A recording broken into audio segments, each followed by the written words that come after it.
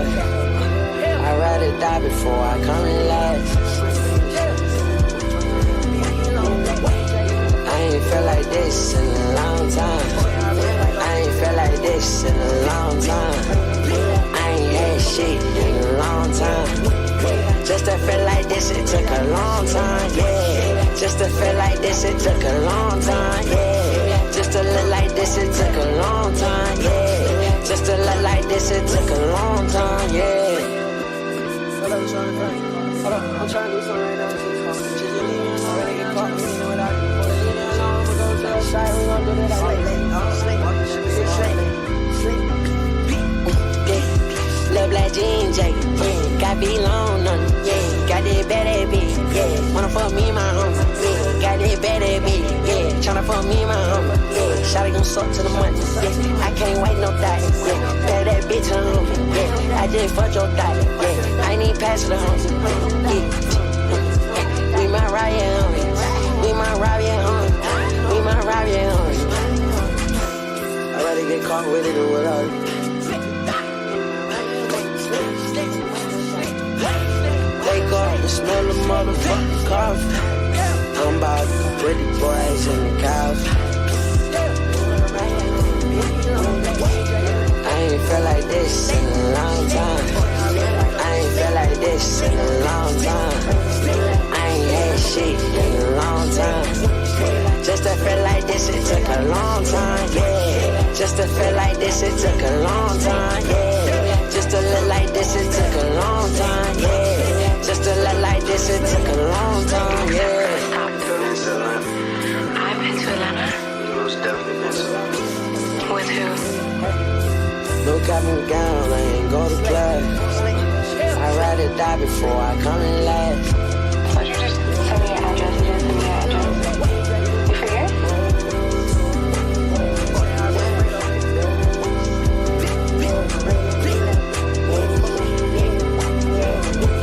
I ain't had shit in a long time. I ain't felt like this in a long time. I ain't felt like this in a long time.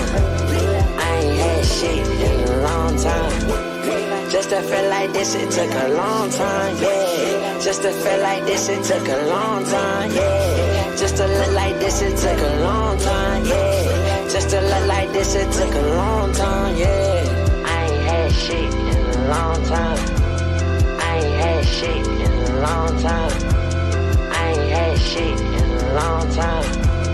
I ain't had shit in a long time. Just to feel like this, it took a long time, yeah. Just to feel like this, it took a long time, yeah.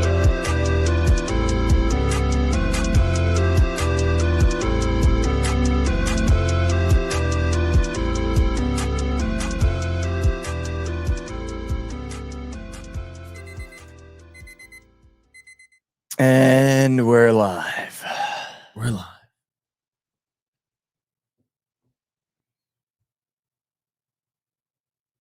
Fuck. I mean, shit. We just got to do it. We just have to do it. Can we run the old intro? Yeah, we can run the old intro and then go to full screen.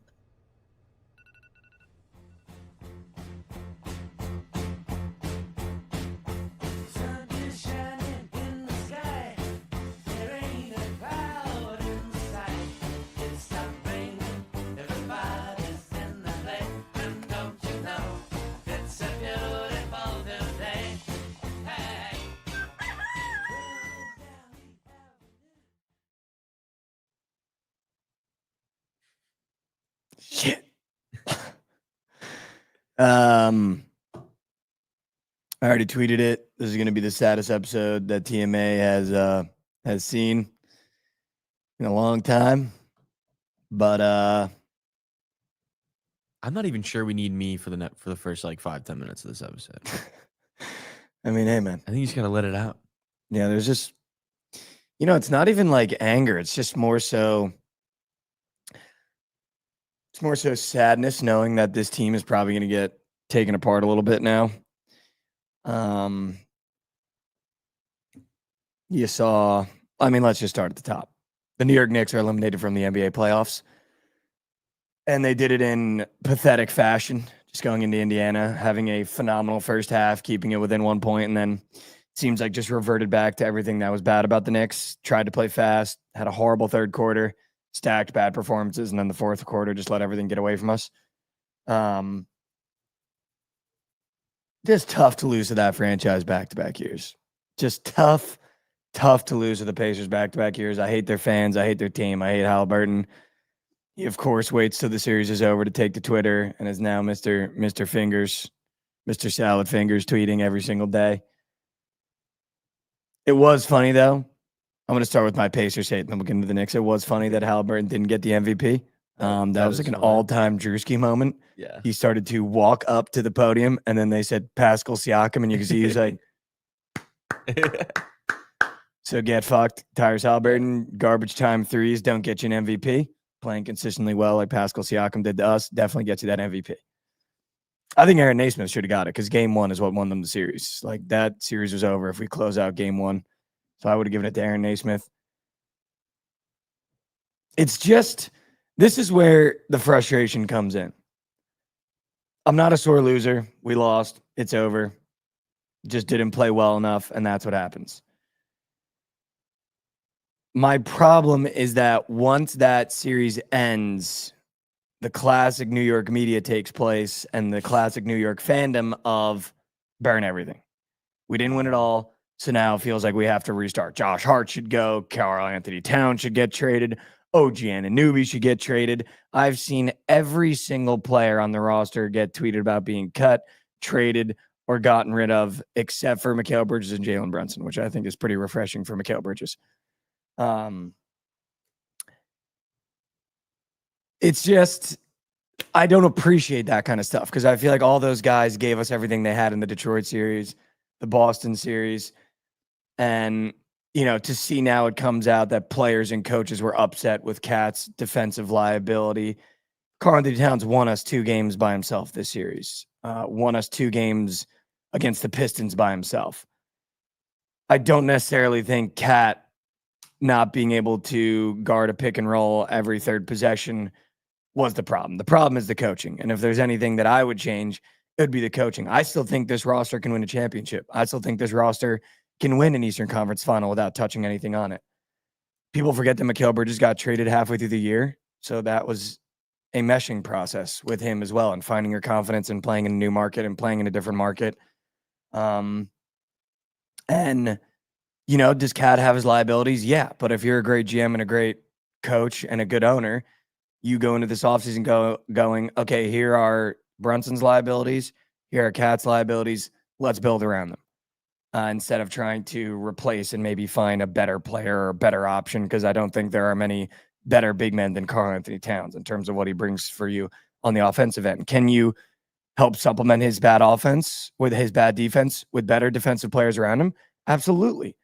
I agree with Connor in the YouTube chat. It was a wholesale defensive breakdown. And Tibbs just can't get through the big game. He was 1-17, I think it was, or 1-7 in elimination games. That's not good. That's really bad. 1-8 now. I think OG Anunoby was the most disappointing thing in this Indiana series. It seemed like he completely switched off after giving everything he had in the Boston series. I don't think he had one game where you can look at it and go, wow, that was the OG game. Like he really showed up on both ends of the floor. I think Mikal Bridges got an unwarranted amount of hate when nobody else wants to step up and you get wide open looks. You have to take those looks. Should he have knocked them down? Sure. Did he give everything he had on the defensive end? Every single night. He was getting switched on from Halliburton to Miles Turner every single possession, trying to run pick and rolls on him. So I think it was just a wholesale defensive breakdown. I think we learned a lot about this team. I think there's not a lot of guys I want to change. Like I still don't think Josh Hart should get shipped. Like I think a lot of Knicks fans want Josh Hart to get shipped. A lot of Knicks fans think that there should be a trade with Karl Anthony Towns involved because they don't think he can get over the hump. I don't necessarily agree with any of that. I think the problem is Jalen Brunson not showing up in an elimination game. Can't have 17 points in an elimination game if you're Jalen Brunson. Can't do that. And you know that we're leaning on you. Mm-hmm. But especially when the game before, or was that 2 games before that he did nothing? 2 games before. He went ghost pretty much 2 games though. That they needed him. I mean, someone saying Brunson needs to be more humble is insane. I don't think I've ever heard that guy Yeah, he doesn't say a word, anything, but okay, sounds good. I don't know. It's just to lose to this team 2 years in a row when you feel like you should have beaten them both times is just disappointing. It's hard for me to say we're the better team because they outplayed us. It felt like in every game. I don't think, I know this is going to come off as so stupid. I don't think they're good in terms of, I think Oklahoma City is going to run through that team. I just think they're built perfectly to beat us. And I think that happens because we don't have great coaching and we don't have the players to dictate pace. Because I think Brunson likes getting his looks early. He likes getting them often, but he doesn't realize that in the end, that's going to end up shooting ourselves in the foot because we can't keep that pace and tempo for 4 quarters. And credit to them, they can. You can have a guy like Thomas Bryant in the Pacers rotation come in and clip 3 straight threes, go 3 for 3 and have 10 points when he's done nothing in 5 games. Like that's where it's frustrating playing the Pacers because guys like Jarris Walker, Thomas Bryant, you can go from no minutes to getting 15 minutes and miss 1 shot. Like the Knicks just don't have that. I think when you're saying they're not good, it just their players aren't nearly as good as their competitions. But Yeah. their team is good. For sure, yeah. They're good. For sure. For sure. Like their players aren't good. Like their play, yeah. Like if you were just like take one-on-one matchups, like Knicks versus Pacers, you would take the Knicks probably at all 5 positions. Like 100%. There's not one position where I would say that as a guy's team, better. then it's a lot different. And it was tough getting Magnet Ball Bryant in an elimination game because Thomas Bryant is never, and it's like stuff like that where it's like Aaron Naismith is never going to do that again after game 1. Thomas Bryant is never going to do that again. Benedict Mather in game 4 is never going to happen again. Like that's where it's frustrating playing the Pacers because you get beat by one guy who has never done that and will never do that again. And that's where it's just so fucking frustrating.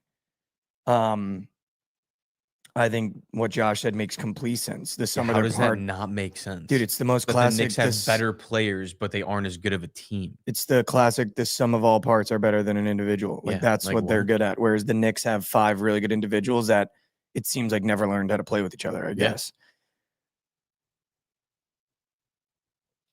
If I could keep one player, it'd be DeLon Wright.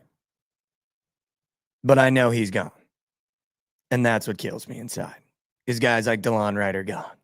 We're never going to get DeLon Wright in a Knicks Might jersey never get again. him again. I do think it is. He could. Get back on here, dude. I don't like being up here possible. alone. Makes me Oh, feel yeah. lonely. It's possible. Makes me feel lonely and alone in my Knicks fandom. It's possible you get him. 5 fingers versus 1 fist. I agree. That's a perfect way to put it. And 5 fingers are the Knicks. 1 fist is the Pacers. You're never going to win Sure. that battle. I do think it is just frustrating. Guys like Deuce McBride starting to open their mouth at the end of that series when you didn't show up for 6 games. Yeah. Saying, you know, I felt like everything that was maybe, I forget the exact quote, but it was essentially like a lot of the things that were wrong this year got put in the spotlight this game. Trying to basically take a shot at Thibs, like the rotations, not having anything going, guys having to play with each other that have no chemistry. And it's just frustrating sitting here going, okay, well, Deuce McBride, you haven't done shit this series. Like basketball is just a hard sport to like blame the coach too as a player because like it is easy to play. It's easy to blame the coach as a fan, but like as a player, like at the end of the day, like it's 5-on-5. Like you have 100% probably the most control out of any sport to go win the game. You know what I mean? Like the coach probably matters the least in maybe basketball and soccer. That's probably it. And I don't disagree with him. So don't get me wrong. I don't disagree with Deuce McBride saying this series exposed a lot about the Knicks. It definitely did. It definitely did. But when you're Deuce Why are you saying McBride that? and you've been our 6th, 7th man all year, and you know that come playoff time, that 6th, 7th man spot is the most important spot potentially in an NBA roster. How are you going to open your mouth when you've done nothing? Yeah, literally. Missed threes, turning the ball over. I think also the frustrating part is the way we lost. You just lost so sloppy. 17 turnovers in an elimination game. Shooting, I think it was 7 for 29 from 3. We shot 20% from 3. Like those are things you just can't do in an elimination Well, that's game. what killed them all series. Those Those turnovers killed them all series. All playoffs. And the every game that they turnovers lost was the and the turnovers aren't even the Pacers playing really great defense. I mean, they did play phenomenal defense, but a lot of it is mental mistakes, mental errors, and trying to play fast and not playing your game. And I think that's where Tibbs does a really bad job. Because when you play 5 guys all year, you don't develop an identity as a team. You don't develop a play style as a team because it's your starting 5 against their starting 5, ISO ball on whatever they're playing, and hopefully our ISO ball is better than yours. And once you get to a lineup with Shamet, DeLon Wright, Mitchell Robinson, Mikal Bridges, and OG Anunoby, there's no identity there. You don't know how to play. You can't go ISO ball with those 5. So the turnovers start coming because you're sloppy, because you start playing fast, because their 8 guys have played with each other all year. Their 9 guys have played with each other all year. So they can play fast and not skip a beat. And then since we don't have a team identity or a play style identity, because it's just the starting 5, you play whatever they're playing. And we played to their tempo. We played to their pace. And we got ran out of the gym because the Pacers don't make mistakes in that high tempo offense because they played it all year. We make mistakes in that high tempo offense because we didn't play it all year. Yeah. And it seems like this, the also frustrating part is this team felt so together all year. And it felt like this Pacers series and this Pacers team destroyed our locker room, which is tough going into the offseason, knowing that I think certain guys pointed fingers, certain guys don't get along anymore. And now there's going to have to be changes. And that's just, Seemed like it was game 1. That before that comeback even happened, I know you saw that video of them like on the bench, like bitching at each other. I think it was OG and Cat, and like Jalen stepped in the middle of it and was like, yeah, relax. Mm-hmm. That was before they even came back. So like that shit was going sideways regardless if they were winning or losing. And if I had to point a finger, I know we don't like to play the point the finger game. If I had to point a finger, it's OG Anunoby. You didn't show up for a single game, and you're the most important piece. Like you and I talked about it, Jalen Brunson's 30 balls are going to come every time. Every time. They should come every time. They should come every time. Maybe one time a series you won't get it. Cat 20 plus points, 10 plus rebounds. That should come every single time. The difference maker is OG Anunoby. Like you're supposed to be our difference maker. You've been our difference maker every single series we played in this playoffs, and you didn't show up in this series one time. Not one time. And I think that's where I would point the finger is OG Anunoby for how much you're getting paid as well. That's just frustrating too. Yeah. And now we're going to have to pay Mikal Bridges this offseason. And honestly, there's a lot of hate for Mikal. Yeah. Do I think he should have knocked down a couple more shots? Were there a couple spots where he should have been more ice? Mikal Bridges wasn't signed to be the second scoring option. He was signed to be a 3-and-D playing every game of the year, no injuries. You know he's going to be there no matter what. And he did that. He defended the best player on every team every single night. Didn't miss a game, didn't skip a beat, wasn't on an injury report, gave you the 15 he was supposed to give you every single night. And we asked him in this series to try to score 20, 25 a night. He can't do that. That's not why you get him. He could do that on the Nets when they had literally had 100%, nobody on offense. And there's no pressure. Yeah. OG Anunoby, you're supposed to be that third option. Josh Hart's not supposed to be that third option taking threes with fucking no coverage. Like, the miss is OG Anunoby. And, you know, I think we have to sign Mikal Bridges. We traded too much to not sign him, but I agree with Connor again in the YouTube chat. It's just the 3 things that killed us: missing free throws, missing threes, and sloppy D.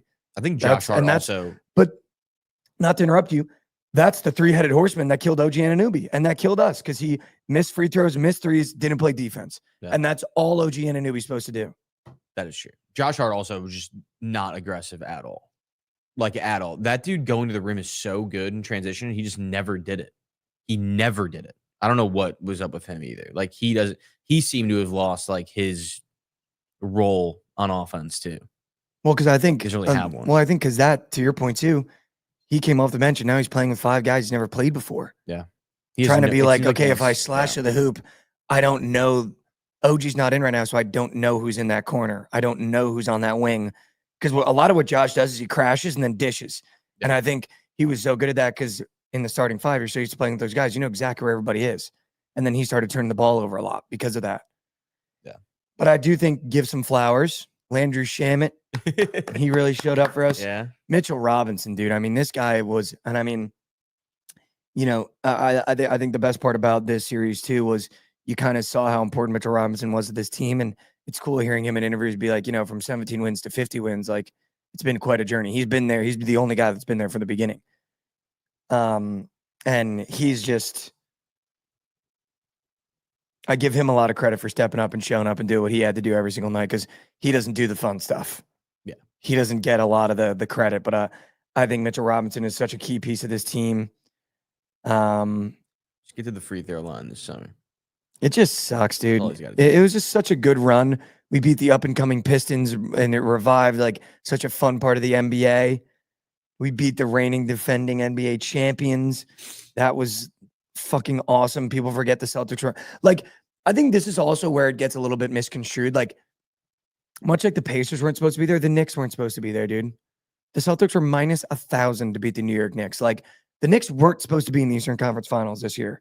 Like, if you look at the betting odds and the angles, the Knicks were not supposed to be in the Eastern Conference Finals. So, and then we got there and it felt like we completely blew it not beating the Pacers. Like, neither of us were supposed to be there, and we were only like minus 200 to win the Pacers series. We were plus 650 to beat the Celtics. So, like, it was quite a journey. They overcame a lot. They beat some really good teams. And then I think we just completely folded against a Pacers team that's just built to beat us. Timothy Chalamet tried his best, dude. He brought Kylie Jenner to fucking Indiana. Yeah, I know. You think she'd ever been to Indianapolis? No shot. We had Kylie Jenner and Timothy Chalamet in Indiana. You know, that's the motion that the Knicks have, dude. Like, and I give Timothy Chalamet all the credit, dude. He tried his best, dude. He did. The Knicks fans were like, dude, Kylie is the lucky charm. You need to bring her. And he brought her ass to Indiana. Like, that's why I love the Knicks, dude. Like, it's just fun. You know, maybe naming streets after the players wasn't a great look. Who did that? The Knicks governor put street signs up. It was like DeLon Wright Way, Jalen Brunson Circle, under like really iconic streets in New York. Okay. But Okay. that was tough. That was tough. You know, maybe we shouldn't have hung the banners after beating Boston. Yeah, that's There's a lot you can look back on as to why the Pacers series went the way it did. And then just also, I think, getting unlucky with certain guys having performances that just will never do that again. And, you know, I am interested to be on Night Sweats and watch Trent sweat this final series a little bit and have him watch Jarris Walker do something that has never done before and just be like, who the fuck is Thomas Bryant and why is he doing this? yeah. I'll tell you what, though, dude. And this is the only thing I'm going to complain about because it's so annoying. I don't understand how an announcer and a commentator for a series stands at the trophy ceremony Yeah, it's crazy. of the team that won. He was also walking in all black, saying that it was a Shameless, dude. It's shameless. And I'm honestly happy NBA on TNT is fucking dead because I hope Reggie Miller doesn't get carried with those guys. Like, dude, that was shameless. Like, I don't think a lot of people appreciate, as a fan of the other team, how absurd that is that he was allowed to be a part of this broadcast and the way that he was talking about the games and the way that he talked about the Pacers. Like, dude, John Fanta, one of my favorite announcers of all time in sports, went to Seton Hall. I'm going to tell a story because I think he is exactly what every announcer should be and why, like, I personally was so frustrated with Reggie Miller and how Reggie Miller acted was so embarrassing. John Fanta, he announces not only college basketball, but he's the college basketball guy. He does darts. He does bowling on Fox now. Like, he will announce anything. He was present at he went to Seton Hall, one of the biggest Seton Hall fans I've ever met in my entire life. He was present at the Seton Hall Summer Jam, whatever it was, that summer tournament that all those teams do. He went to the Seton Hall when I think it was in Hawaii. My dad gets great seats for Seton Hall games because they have no donors. Yeah. There's literally 5 of them. He is the donor. And he's the donor. And so he gets really great seats. Yeah. And him and John Fanta are really close. My dad actually bought John Fanta his first suit. Let's go. So they're super close. And my dad was like, John, take our seats. We're not going. Right behind the bench. Take our seats. Have a great time in Hawaii. Like, enjoy Seton Hall basketball because I know you're a great fan. John Fanta called my dad. And he said, I would love to take those seats, but my job is really important to me and the way that I come off. So I'm actually sitting in the second level bowl because I don't want anyone when they see me to associate me with a certain fan base or fandom and think that I would ever call a game a certain way because of my favorite team. And that's at a college basketball level. This is a grinding kid that nothing has been given to him his entire life, saying that over the phone. Yeah, it's crazy. And I have Reggie Miller, who's the most obnoxious piece of shit NBA player of all time that only got famous for a series that he lost in the Garden, just shamelessly injecting every ounce of bias he possibly could into this series in every single game.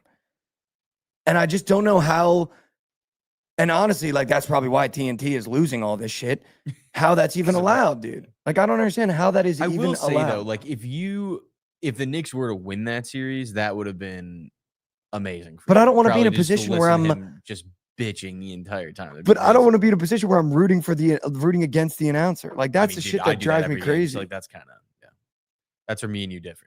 I hate all announcers, so I would love that. I don't know. I also deal with that every single game. Like, just watch a Bears game. Just like turn on, like, act like a Bears fan for one game.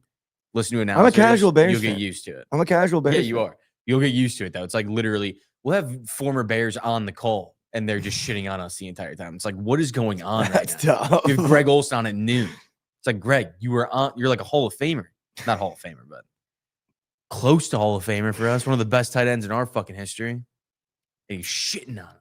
I do think it's funny though that like you know exactly where I'm coming from because of how annoying it is to listen to announcers during the Bears games. Worst. Dude, there wasn't a series I listened to that wasn't on mute.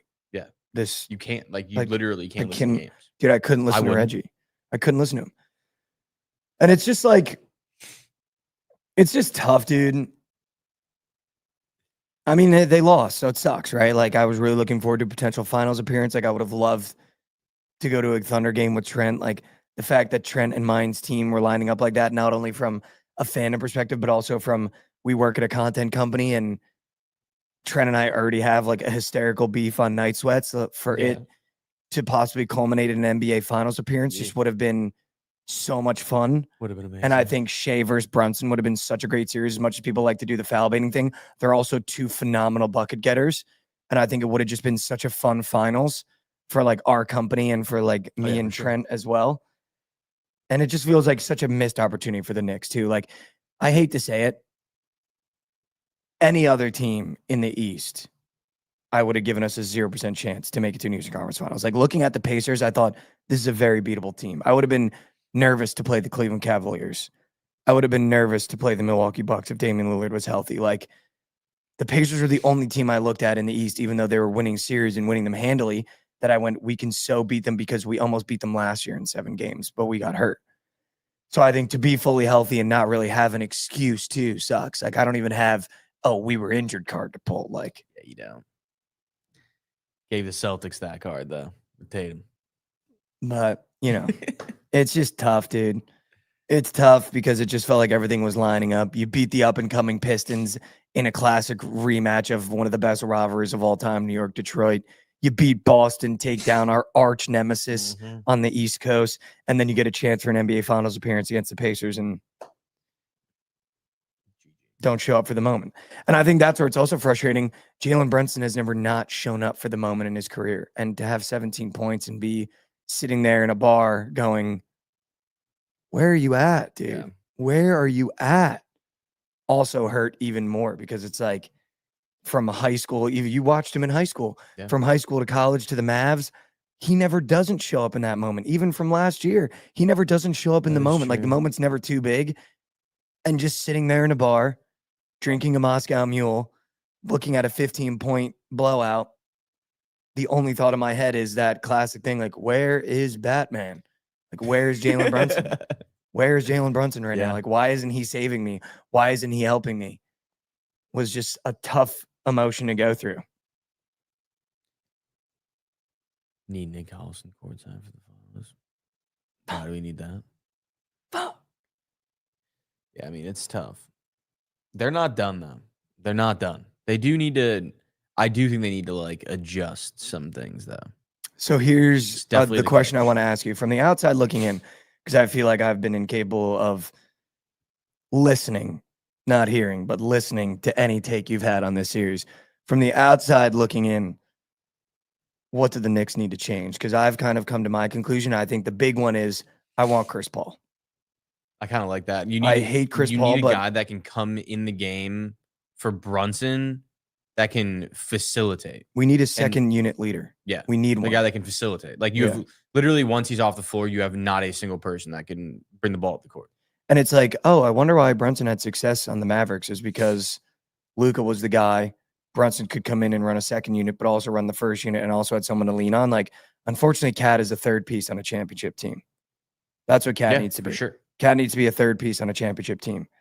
Cat can be the first option when he's like on the floor at some points in the game, Yeah, but like not he for can't be a consistent not for second. 20 minutes, Yeah. 10 minutes when Brunson's out. I want like Chris it. Paul. You need like the boxes that need to get filled. A backup point guard, because once you got rid of Campaign, we didn't have any ball handling, which I still don't know why Tibbs did that. I need a backup point guard. I need Tibbs gone, and I need a shooting guard. You know who you need? You need someone like, honestly, who you might have a chance at getting. Two guys. Alex Caruso. I'm pretty sure he is going to be done with OKC. I'm pretty sure his contract's up. They're going to re-sign him, though. They need him. They might re-sign him. Either way, a guy like that is like perfect. Dude that can come in the game, like give you 15, 20 minutes and play the best defense on the floor. Like he's literally the best defender on the floor. Or even someone that like we have, like someone that can come give buckets, play like 20 minutes. Kobe White, honestly. Like he's an actual shooting guard. Like he can play point guard, he can play shooting guard, and like doesn't get paid that much money. I think we might get rid of him. Oh, he did just sign a 4-year deal. The problem is with our bench is Deuce McBride is a great seventh man, but when you make him play point guard for whatever reason, I don't know how this happens, but certain NBA players just cannot handle the ball, and Deuce McBride trying to dribble the ball just gives me AIDS. Yeah, and I just like I need it, and like, dude, I get Campaign didn't play that great. I loved Campaign. Just completely cutting him out of the rotation killed us in ways that I can't even describe in terms of from an energy perspective, from a point guard perspective. Like either way, that kid's a point guard. And we didn't have a point guard at all in the rotation now. DeLon Wright's not a point guard. Landry Shaman's not a point guard. Deuce McBride, not a point guard. No. Josh Hart, not a point guard. All those guys that came off the bench, not a single point guard is coming off the bench. And our most important player is a point guard. So I just don't understand. Like Tibbs needs to go. He does. Like, that's what it is. and the problem is Jalen Brunson is best friends with him, and Rick Brunson is best friends with him, and I don't see them being able to get rid of Tibbs as long as Jalen Brunson's there, because I don't see him being able to let go of Tibbs. Yeah. But he needs to go. The problem is that like with Tibbs, like there's not like he is a good coach. Like he's a good coach, but that can just never get over the hump. So it's like if you get rid of him, you better have someone better. Like there's not that many guys better though that are available. You know what I mean? So like it's pretty easy to downgrade from a guy like that because he's like kind of just like he's almost like the gatekeeper of good coaches, if that makes sense. Like he like a gatekeeper in the UFC. Like he's just like the bottom of the good ones. He's like the bottom of the good ones. But everyone beats him. Yeah. But like from him to like the bad, like him down, there's a massive fall off, I think. Like there's some really bad coaches in the NBA. So I don't know. I feel like it's like we did it. I mean, we got rid of him and we downgraded for fucking years. Like we still haven't gotten back. I would love Mike Malone. That wouldn't be the worst pickup ever. But at the same time, like Nick Nurse. Is he a good coach? Where's Nick Nurse now? I don't know. But dude, Malone just got fired from a team that like was like the 4 seed and had the like 3-time MVP, won a championship. Like those are guys that you don't want to hire, I don't think. Like we did that. But it's like, here's the thing. I'd rather Malone because at least I would learn basketball with rotations. Like watching Dibs in the regular season is fun because you buy a ticket to the game. You know you're going to get to watch Jalen Brunson play for 35 minutes, which is cool. It's like a fan and like little kids. But give me a coach that knows how to win a championship, dude. There's a reason why Dibs is sitting here now on his, 5th team? I don't know. He's probably only been on 3 or 4. And is as a head coach. And is 1-8 in elimination games. Like his method doesn't work. It gets you there, but it doesn't work. Yeah. But Malone, I don't know. Malone's like, I don't like hiring guys like that. Like that got fired from winning organizations. It's like if you were like if you weren't like really bad, like if you weren't really bad, they would have kept you. But it also could have been just like personalities. Yeah, I guess. Not getting along with each other. I just have like PTSD. The Bears fucking hired John Fox back in the day after like they went to the Super Bowl. And he got fired and we hired him and he was dog shit. It was like no fucking shit. I will say one of the funnier things that happened this weekend was obviously DeLon Wright did score in the Eastern Conference Finals. Sent it to I think everybody knows him. Sent there was a little screenshot and it said DeLon Wright now has more points in an Eastern Conference Final than Joel Embiid. Shipped it over to Gavin McHugh just because he's a massive Philly guy. Shipped it over to Gavin McHugh, and all he responded was, "We're fucking dead." So it's good to know that at least the Sixers are dead. That's good. Yeah. Like if there's a team I don't very- want to see do well, it's the fucking 76ers. Yeah, they're And it's dead, just good to know that like just had to check their fan base there in that moment. It's just Yeah. good to know that they're dead. They were way too close to getting keeper flag. though. Way too They were close. way too close to getting him. Way too close. Dude, also 20 minutes ago, Matt announced the cover. It's Saquon's hurdle. The Looks so Eagles are sick. now dead. Eagles are now dead. And the Eagles I are mean, how would just it not in. be that? How would it not be that? for Just sure? in, the Eagles are dead. Just in. Yeah. The Philadelphia Eagles and Goatwell Saquon are dead. Wow, that's brutal. It's a sick picture. But I guess just to quickly look ahead, I think the Thunder beat the Pacers in 5. I agree with Trent. I think it ends in Oklahoma. I think they're going to skull fuck. I'm gonna give him 6. I think OKC wins too. I think they're going to skull fuck them. Because everything the Pacers do, the Thunder are 10 times better at. this series is gonna, I think, gives me Mavs Celtics series vibes. Where it was, I mean, that finished in 5. I think it was 4-1, but where none of the games are close. I feel like that's gonna happen in this series. Like if the Pacers win, they're gonna win by 15. Then OKC is gonna win 4 games by fucking 30 points. And it's just so frustrating because Trent shouldn't be able to get one before me. Yeah, he's gonna get one. Like he just doesn't deserve. I mean, dude, if they don't get this, he just one, doesn't like, deserve one. If OKC doesn't win one this year, they are never gonna win one because this is The the easiest easiest final. matchup you can get. I actually love for that. them at least, too. I actually love that. Let's put all the pressure on Trent. This is the easiest finals matchup of all time. If the Thunder don't win, embarrassing. Well, just how they match up with this team too. Like the Pacers play the exact same way. The Pacers want to play how OKC plays, and OKC is just better at it. You So, also have the MVP, so you better win. There's actually so much pressure on the Thunder that the Pacers could win this just because no one cares. yeah. I mean, it seems like that's how the Pacers won the last couple series. Like there's no expectation on the Pacers. they're +7. There's no I expectation. might just sprinkle like that. Might be worth a sprinkle +700 to win a 4-game series. They're here. You know who else They was? made it here. You know who else was plus 650 to win a 4-game series? Yeah. They were. They won. Honestly, congrats to the Oklahoma City Thunders, 2025 NBA Yeah. champions. Wow. Get the parade up and moving. Get the buses going. Get the Bud Lights. Shout out the Oklahoma City Thunder, 2025 NBA champions. Come on. It would be, yeah, it's definitely going to be the worst viewership for an NBA Finals of all time. So hopefully Oklahoma City can enjoy that. Yeah, they're gonna win. OKC's gonna win this championship. I've already made Just arrangements for the after parties. I got news for you, Trent. You're not invited. when. SGA don't know you, little bro. SGA don't know you, little bro. The only guy in the Thunder that might know Trent is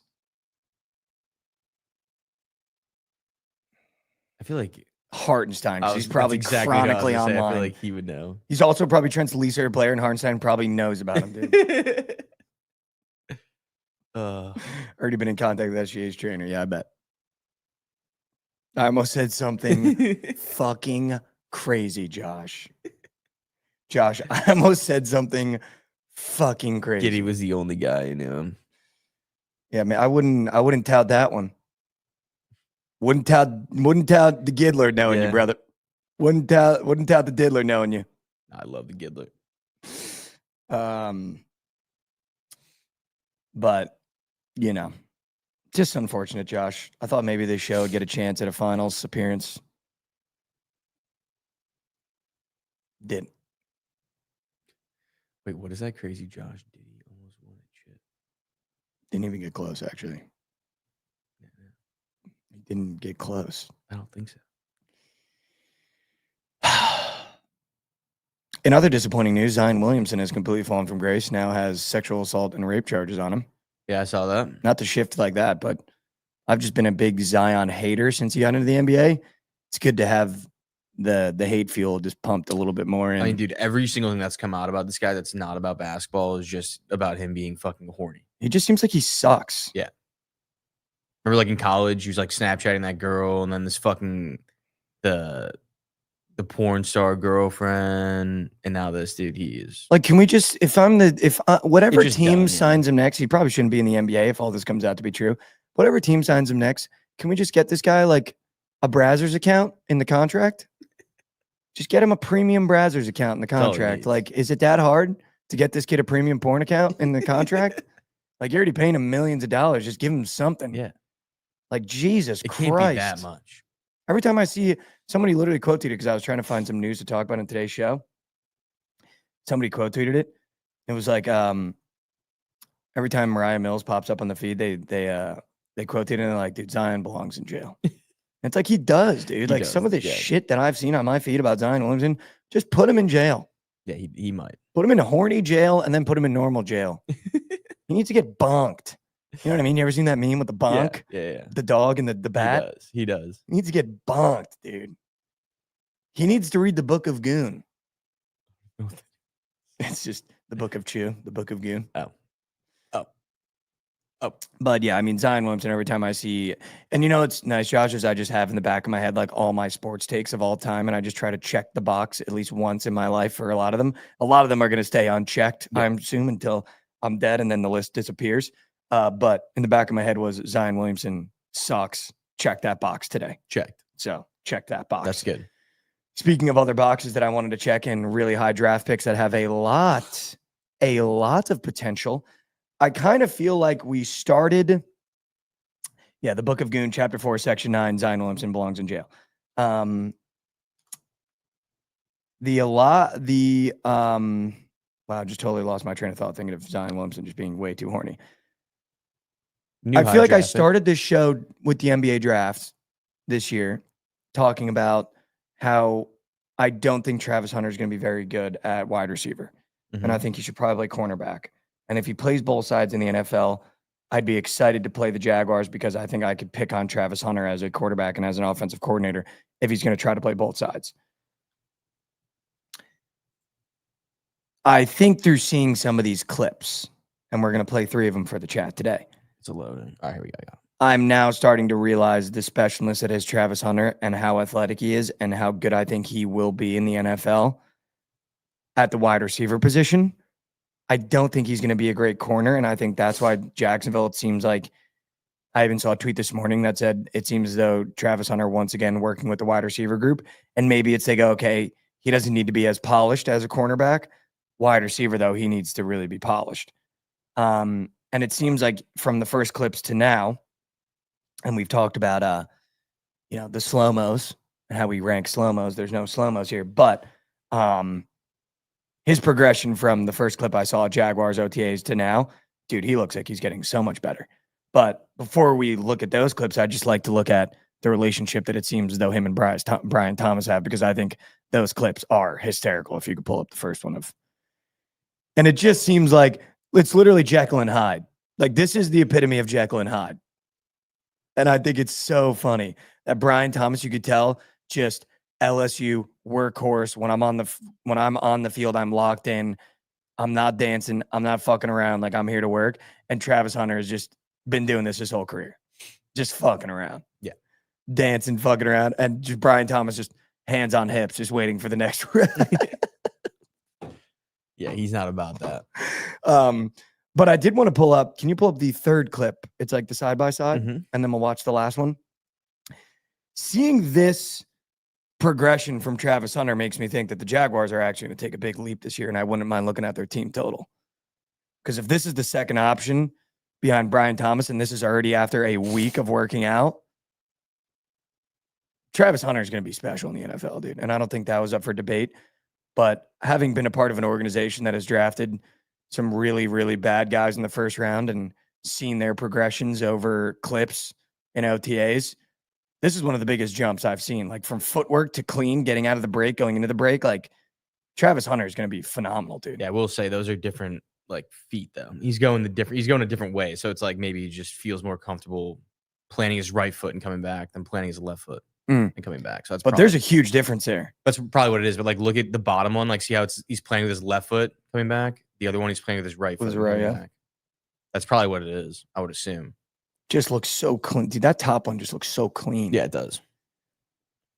And then I just wanted to play the last one. Just, if there are any Jags fans in here, this is your moment, dude. I mean, they look just.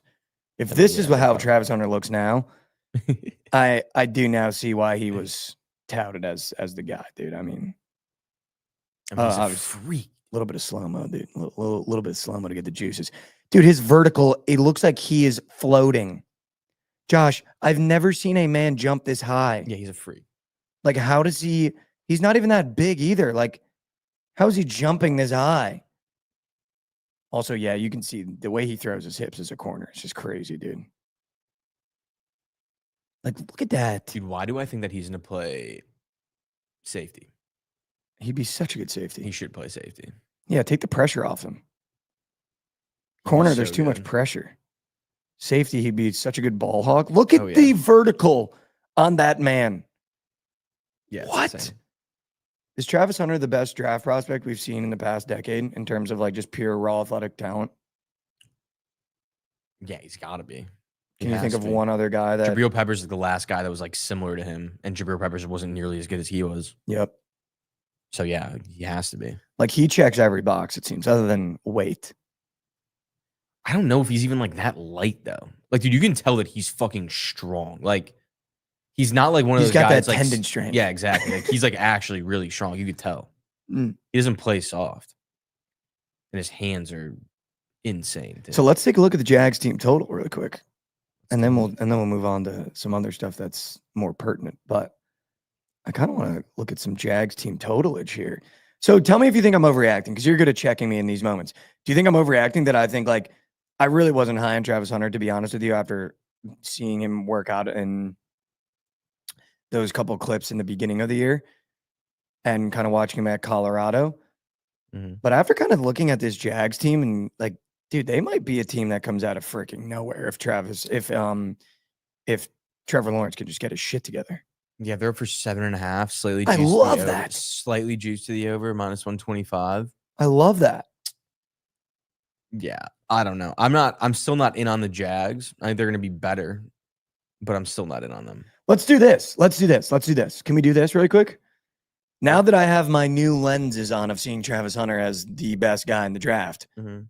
can we go through the Jags schedule and see if we can find 8 wins? Sure. Just really quickly. Sure. All right. Are you ready? Week 1, Home against Panthers. home against the Carolina Panthers. They win that game. Which, by the way, Josh, I will say this. I saw a clip of Jimmy Horn. Yeah, his feet look crazy. Feet look crazy. Did you see the one I saw with the ladder? Sure, yeah. Where he's going out like that? Dude, his feet look nuts. Was Jimmy Horn a steal? Yeah, he was definitely a steal. I don't know if he's gonna be like amazing, but dude, I've seen way too many good things about the Panthers. Like, I think that they're gonna be awful. I think everyone's like starting to buy in on them for like really no like real reason. They haven't like done that much. Well, they just got Bryce weapons. They did that last year. I don't think too. McMillan's going to get That's be what I'm good, saying. dude. So I like, don't it's think just like so. I'm seeing way too many good things coming out of camp about them. Like, I just don't believe that they're good. So Jags week 1 win. Jags week 1 win. But first, tell me about the Jags defense, because I don't know much about it. And I feel like you're pretty knowledgeable. The about defensive this stuff. line's really good. DBs, I'm pretty sure they drafted a DB as well, but their D line's really good. Their defense is not generally good. I would say below average, probably like bottom 20. Safeties, linebackers, no one of note. No one insane.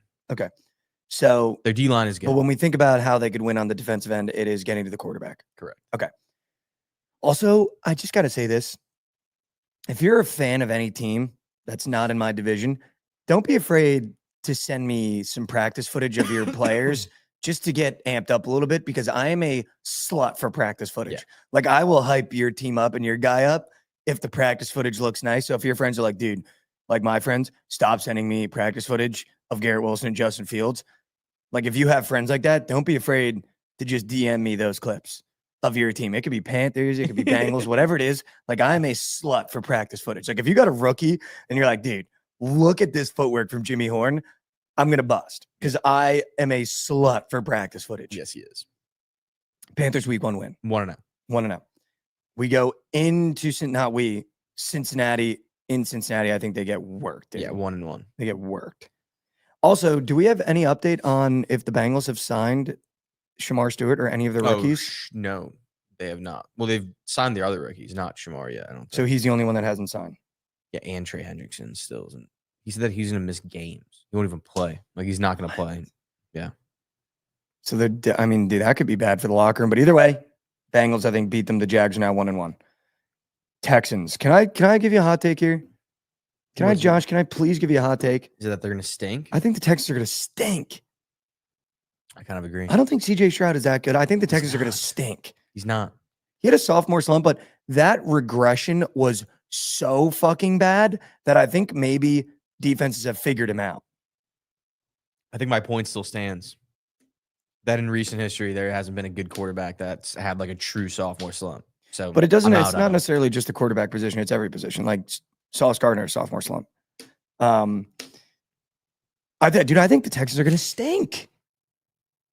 And also, whatever that guy is, Uday Bakali or whatever, shouldn't even be allowed to play. I just say that because quarterback's the only position where like you can like truly like confirm if it was a slump or not. Like as like a receiver, like there's so many factors that go into you getting the ball and like shit like that. Whereas a quarterback, you get the ball and throw it every single fucking play. Because they're not going to have Tank Dell for the first couple of weeks, correct?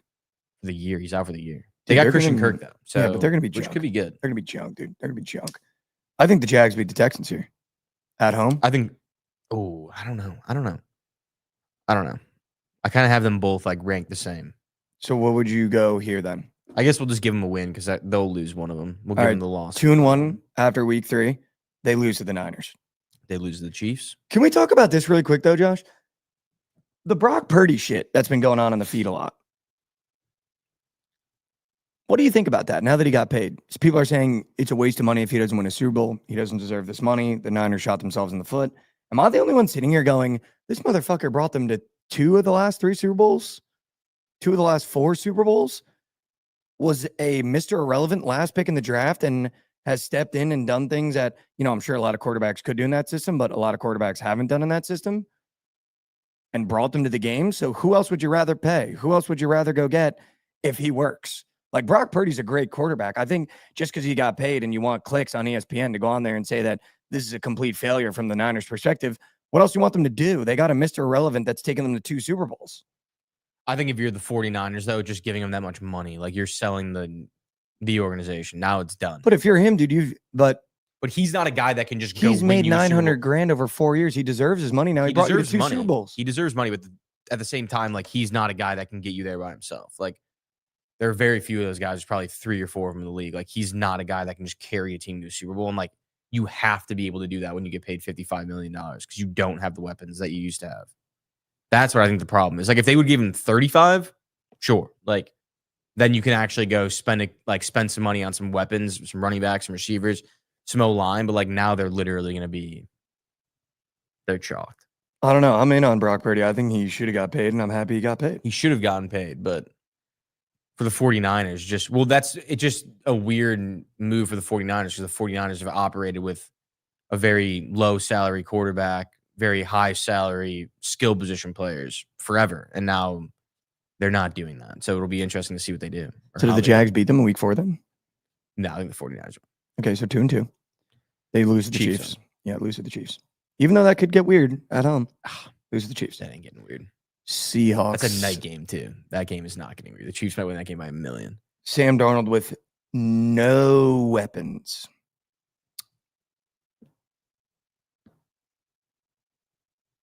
I think they beat him. They could at home after losing to the Chiefs bad. They could beat them. 3-3. Right. The Rams. Where are you? This is in London. This is the Jags' home. This is a home game for the Jags.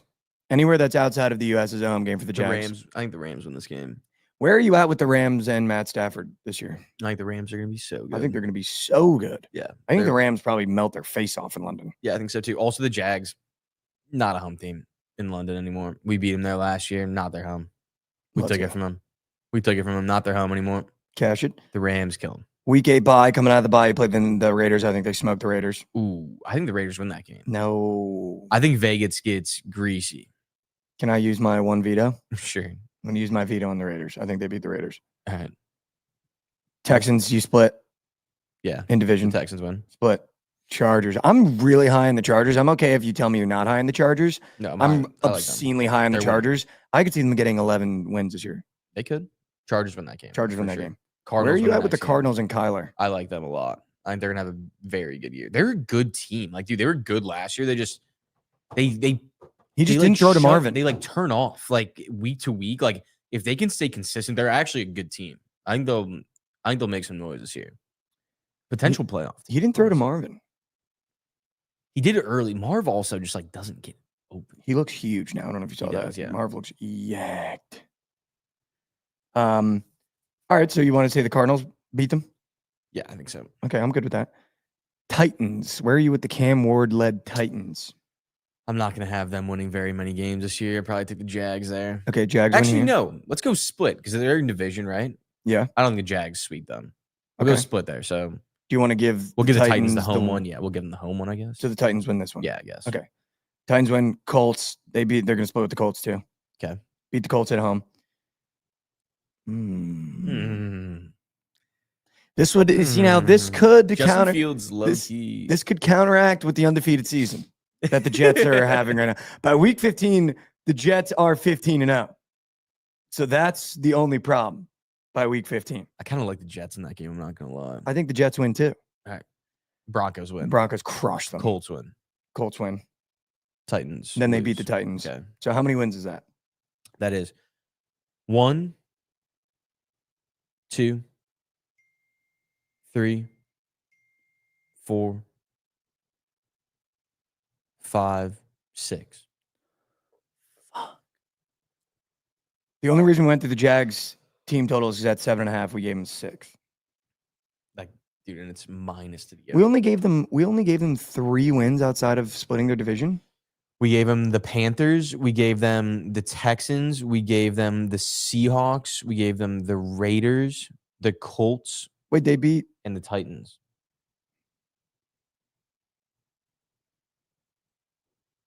Shit. That's it. That's all we Because I want to put a graphic together, Josh, before the NFL season kicks off, where each of us give our 3 favorite win totals, and then we Okay. sweat them all year. And I was kind of dialing in on the Jags this morning as one of my potentials. the over. Yeah, because I'm kind of in on that we just receiving went through core. and we gave them 6. But I think that offense is going to be But better they can than we're sneak out a giving them couple t- credit for. I also think that we were like being pretty harsh on them. Like those 6 games, like are games that like if they don't, They could win also beat the those- Jets and flip. That's 7. That's what I'm saying. Like they could beat the Jets, they could beat the Cardinals, they could beat the Raiders, they could beat, I guess, the Rams. Maybe they could beat the 49ers. I just don't maybe. think we're giving that offense enough credit. Etienne's really good. Brian Thomas, Travis Etienne, Hunter. I guess Etienne's like potentially not going to be playing for them. Like he's like pretty much not getting any reps at 1. Like it's Bigsby. That's shocking. And they drafted somebody as well. That's shocking. Who do they get? Who's their? Let me see. That is shocking. The Jags depth chart. Who's their? They just got another guy who's sick, I think. That is shocking. Oh, Tootin. Bilal. Yeah, Bashal. Bashul. Bashul. However you say it. Wow. All right. Well, Tootin. that'll do Rootin' it. Tootin. Rootin' Tootin'. Shout out Krabs. But yeah, I was kind of dialing in on the Jaguars. Might have to take a step back off that. Yeah, might have to. I don't know if you saw this one, Josh. This one made me giggle today. In terms of taking steps back, Dave Portnoy tweeted a video. Do you know who Magnus is? The chess Yeah, guy. Magnus He's like Carlsen, the yeah. best chess guy of all Mhm. time. I guess he lost a match this weekend, Yeah, I saw and that. He it got was pissed. potentially one of the funniest videos of all time. He got pissed. But it's also just funny when you see chess guys be pissed because it's definitely a little bit of that spectrum energy that I have when I lose stuff. And it was hysterical. Do you have the clip? Can you maybe just I look can up find it, yeah. Dave's? Yeah, sorry, I should have sent that one. I can find it. But there's just some things that'll make me laugh. And a real chess nerd losing a match against another chess nerd when you're not allowed to celebrate and yell. And you see the one guy almost come to tears trying to celebrate, covering his eyes. And then you see Magnus just quiet nerd raging in the background. I've been there before because I used to play chess at my old school. It is the worst feeling in the world to be the other side.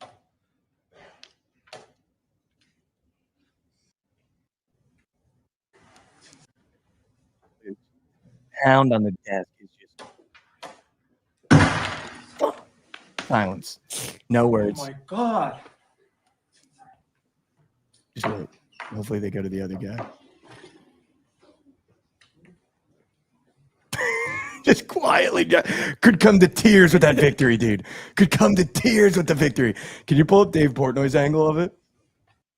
Yeah, I'll find it. The day, if you just go to his account, he tweeted it this morning. If you go to the Dave Portnoy angle, it shows their facial reactions. Seeing the kid that won, just he wants to call his mom so bad and be like, "I did it." Mom, I did it. Mom, I did it. It's just what like all time, just great. Look at this. He wants to call mom so bad, just be like, we finally did it. First of all, you're also playing like the Pat Mahomes of chess. You're probably shitting bricks sitting at that table, dude. Oh yeah, for sure. Magnus shows up late and wins, dude. Like he's the bad boy of chess. Yeah, he is. He's the bad boy of chess. He showed up to. late into the match and won. He does that all the time, man. He's just a bad boy. He's It's got to feel so good when you're like a chess purist like that other guy, I'm sure, and you beat the bad boy of chess. Guess how much, or guess how old that dude was. I beat him. Googish. 45. He's 19 years old. I'm an idiot. That kid, he looks like he's like 30. How do you have a full beard like that and you're fucking 19? I said he was pushing 50. Let's see what rank he is. He's What do you think he's what is his name? Gugesh? Gookish. Wow, that's sick. That is a sick name. Like Sounds like that sounds like the Gugesh. noise I make when I sneeze. Dukish. Gugesh. Gookish Domaraju. Yeah, this kid's sick. Domaraju? Yeah, he's been playing chess since he was 4. 19 years old. That's one of those documentaries where they go, we put a chessboard in his hand at 4. He's the world rank number 5. So like he's right up there. It's not like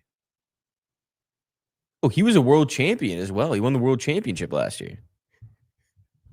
He's one of those guys where instead of the LeBron James dunking on the play basketball at 4 years old, just we put a chessboard in his hand at 4 and he knew what the pawn could do at 4.5. Fuck. Dude, the average IQ in his household must be insane. Oh yeah, it's gotta be crazy. I don't know. What do you think the headspace, like, let's say you're Gugesh. What do you think the headspace is going into playing the bad boy of chess and the reigning MVP of every tournament? I don't know. Like, I mean, I used to play chess. Same. But like, I don't know like what like you think about like actually like when you're like actually serious about it. Like, do you think you're thinking of potential like openings that he can come out with? Like For sure. I think, dude, they make no mistake, dude. Chess players drill. oh yeah, they're watching film for sure. They're filming up For sure he's filming up on Magnus, dude. Yeah. But I think it's I so don't know. funny too. Like, as someone that has that spectrum energy sometimes, if you know what I'm talking about, Yeah. the bang on the desk is my favorite part because you know Magnus was so pissed that he lost because like chess is such a mental game where you're going, okay, if he just does this, I can do that. And then Yeah, they do and then something, he you go, does it. oh shit, you go, I gotta do this. And then you know he like did something, made a mistake, and was probably hoping that Gugesh didn't notice. And you know Gugesh just dialed in on the mistake and just ruined his whole day. And you're like, fuck. 100%. But you can't curse. So you just gotta and then immediately starts cleaning it up because chess is such a gentleman's sport. You've seen that whole like controversy with Magnus and that dude that cheated, right? Like a couple years ago, the dude that cheated and like they had no idea what was happening. People were saying that he had fucking Intel. and things up somewhere where he was getting buzzed. I know, that's what I'm saying. Intel up the rectum. Yeah, Intel. He had rectum Intel. Yeah, he did. The only other people with rectum Intel is like porn stars. I don't know, like Them how, and chess players. why don't they just like pat them down before? Well, I mean, I know that. what do you can't stick find 2 fingers I in know. his Well, I ass? know that you can't find, but like, just like make it a little like. Why don't they make it a pat little them- harder? Make it like a little harder. To Josh, cheat. they could have patted him down. He still would have been Dude, fine. I guess that you can just like go in there with like something in your shoe though too. You just like there's something in your shoe, they don't notice. Okay. He literally did have a tail though. He had a tail, dude. What if he had the thing hanging out too? He's like, for only on TMA can you go from Gugesh beating Magnus Quick to betting furry call butt before each plugs. match. It's a quick betting call before each match, boys. Just gotta make sure your prostate's clean. All right, bend over. With like the snap of the glove. Yeah. Bend over. That's so That'd be good. so good. That's so good. Do you know how many viewers they would get? Dude, if How many more they would get? Dude, if they told me I could watch the pat downs and there was a rectal exam before every single chess match, I'd be dialed in on ESPN Plus.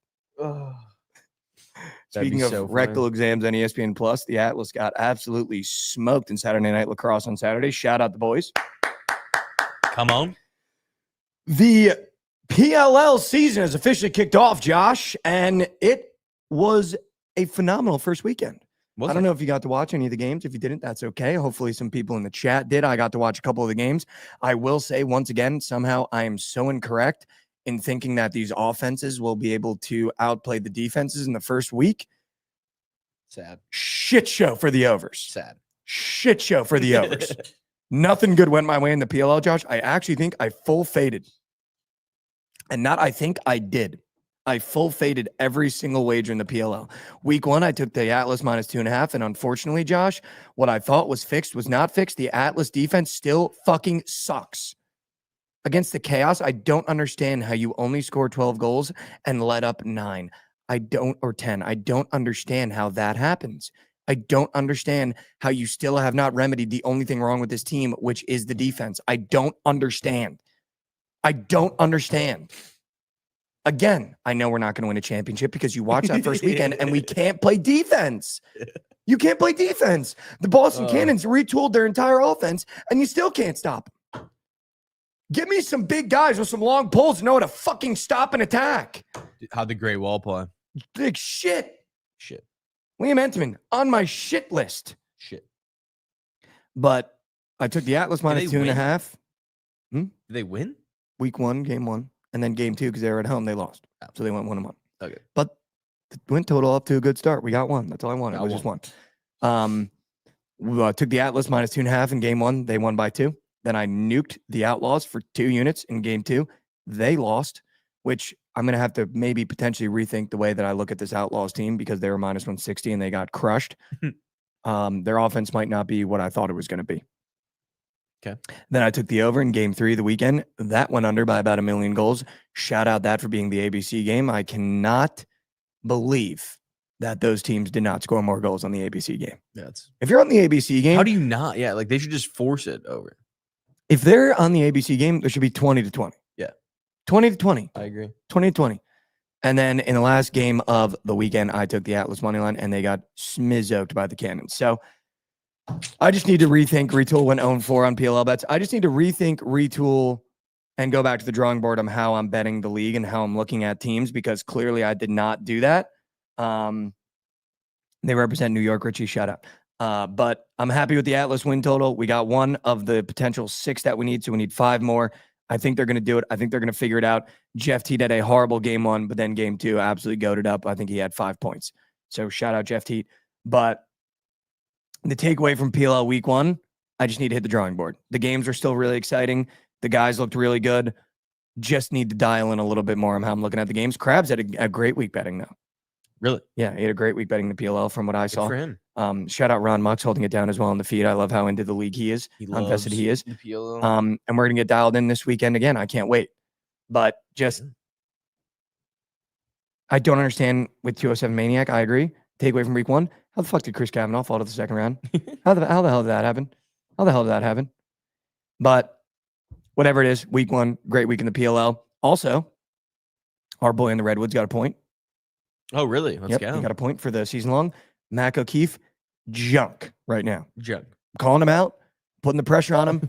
Junk. Need to play better out of Mac O'Keefe. Need more goals. Need them now. Have to. But takeaway from week 1 of the PLL, so back, dude. It's so nice on the weekends not just having to look at baseball. It is. Especially when the Knicks get eliminated. I go, well, at least I have some PLL to look forward to. It's amazing. Shout out to PLL week 1. Shout out. Staying on the topic of rectal exams, PSG absolutely crushed Inter Milan in the Champions League final.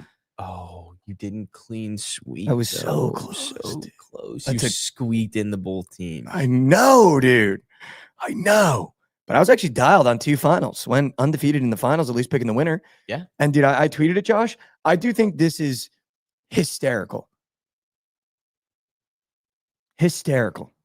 As a soccer fan, that's been a soccer fan my entire life, that soccer is like my dirty secret that I watch only by myself. I don't really tweet about it. I don't really text anyone about it. Still my favorite sport to watch, easily over basketball, football, and everything. When there's a really good game on, it's my favorite sport to watch. It is comical to me that PSG has had in the building Cavani, Ibrahimovic, Messi, Neymar, Di Maria, Kylian Mbappe. And this is the team that won the Champions League final. Like, that should tell you about soccer, how important having a complete team is. This kid, Dure, is unbelievable. Barcola coming off the bench, Bettini in the middle. They used to have Wijnaldum in the middle, Champions League winner Wijnaldum. They used to have Lavezzi on the outside. Like the fact that those teams couldn't get it done, but this team got it done, like is just such a testament awesome. to how young and good this team is going to be for a long time. And the fact that Mbappe, Neymar, and Messi couldn't get over this hump, but that this team got over the hump, so sick, dude. Yeah, it is. So sick. Awesome. And they're going to be good for a long time, dude. Dure is really good and young. Barcola is really good and young. He's coming off the bench. They are just a really good team. Yeah, But 100%. Inter I mean, Milan, they man. beat the dog shit. Inter Milan, man. I mean, Jesus Christ. Might as well just not show up. Why'd you even get off the bus? I don't know, dude. I saw a guy downtown in Dallas wearing an Inter jersey. I was like, that's gotta hurt. That's gotta hurt, dude. That's gotta Especially because you put the kid on. Yeah. You know, It was a and sick jersey. dude, not a lot of Inter Milan fans in Dallas are buying the fake one. You know, that's a real kid. No, it was a real jersey. Real kid on to watch a 5-0 slash. Yeah. In other soccer news, Liverpool won the Premier League. Shout out. Come on. My boys. Trent Alexander-Arnold is officially departing. That one hurt a lot. Where's he going? Do they know yet? Real Madrid. Oh. He wants to play with Jude Bellingham, and him are like best friends. And I feel like whatever, I feel like if you're a world-class player, though, like that's a club that you want to play for one time. in your you want to be a career. Galactico. Yeah. That's just what it is. David Beckham fucked it. Yeah. Ronaldinho fucked it for the rest of us that like our clubs. Now everyone wants to be a Galactico. Damn it. But Mbappe might just not be a club winner, dude. Seems can't get over that Champions League hump. He won a World Cup, but that was because Pogba carried his dumb ass. But man, dude, you got Trent to that team. Holy crap. Yeah, they're scary. Jeez, dude. All right, let's run the what in the world. We got some news to talk about, and then we'll surf the slate. There's only 6 MLB games on, but we're going to get dialed in, Josh. I can feel it.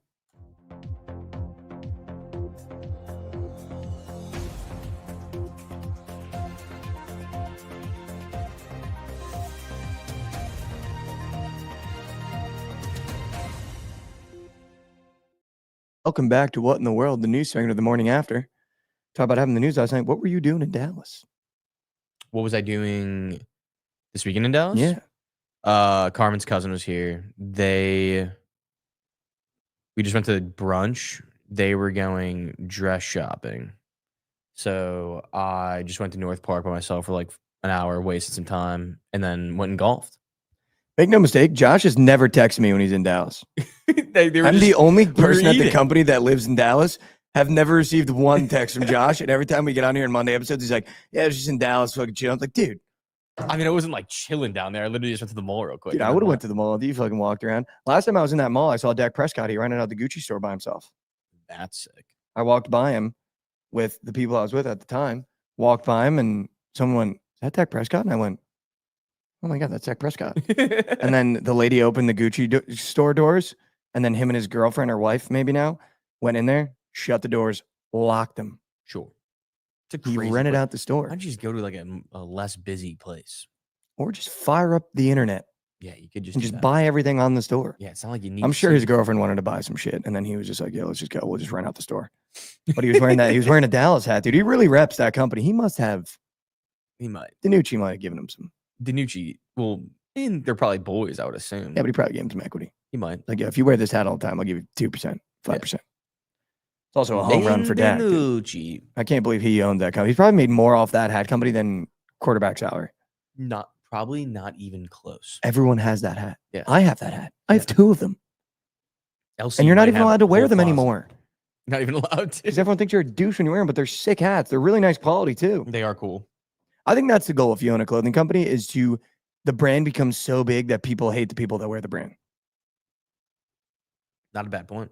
Fuck it, I'm gonna start wearing the hat again. I don't care. Post Malone wears the hat. How about that for free marketing? Post Malone, one of the biggest artists in the world, wears the goddamn hat. He started upside down lettering. Maybe not started it, but he made it popular. He did. Ben DiNucci. So you're in Dallas this weekend. What else did you do this weekend? Golfed. And then How'd you play?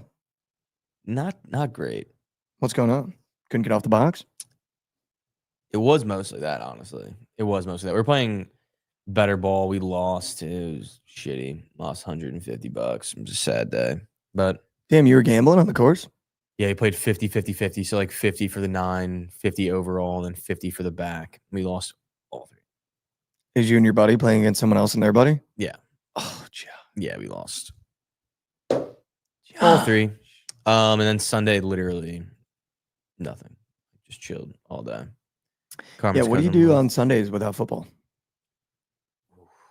Watch golf. Just supplement the football watching with golf watching. We should do 50-50-50, me and you versus Trent and JJ. I mean, yeah, we would smoke them. Well, I'm not very good. JJ's good. We'd smoke them. Have you seen JJ play? Yeah, I played with him. Was he bad? No, he's not bad. Tell me he's bad. He's not bad. If JJ's bad at golf, I'm only going to talk about that in this Pacers series. No, he's not bad, but we'd beat him.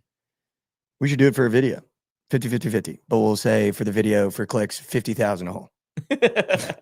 5,000 a hole. 5,000. We played 5,000 a hole against Bookit. We'd get them for sure. I would love that. That'd be fun. That would be We should fun. do I'm that down. sometime this week. Just I'm down. supplement this shitty NBA final series and the lack of sports. Yeah, exactly. I mean, tomorrow I'm pretty sure there's nothing on. Chad, would you guys watch a 50-50-50, me and Josh versus JJ and Trent? I feel like that'd be a great series. That would be a good video. Or maybe go Goots and Trent. Goots is a good golfer. God, dude, I would, Josh, I think Preston's also good. by the 5th hole, I would have Goots eating out of my hand. I'd be in his head so bad. I feel like I could mentally crumble Goots in a sporting event. I don't know. I feel like I Goots- could mentally crumble Goots in a sporting event. I guess I wasn't like trying to get in this. We were all on the same team, but so I don't really know. The only thing play. I'm good at when I play sports is talking shit. If I had a round against Trent and Goots, dude, they wouldn't want to play Yeah. by the 10th hole. Dude, I only talk shit when I'm playing bad. I don't like talking shit when I'm playing well. I'd rather just like get I feel like it gets people more mad when the person that's chirping them is also bad. Do you know what I mean? That's It's why like, it dude, works you with me fucking so well. sucked him. That's why it works with me so well, dude. I know, dude. It I works talk so- no matter what's happening. Yeah. That's why I hate Tyrese Halliburton. No matter what was happening in the sport I played, my team could be down 20. I'd still be talking shit. Yeah, see, I'm the complete opposite. Like I only talk when we're doing bad. Nah, dude. I'd be sitting at the edge of the 3-point line. Down like 20.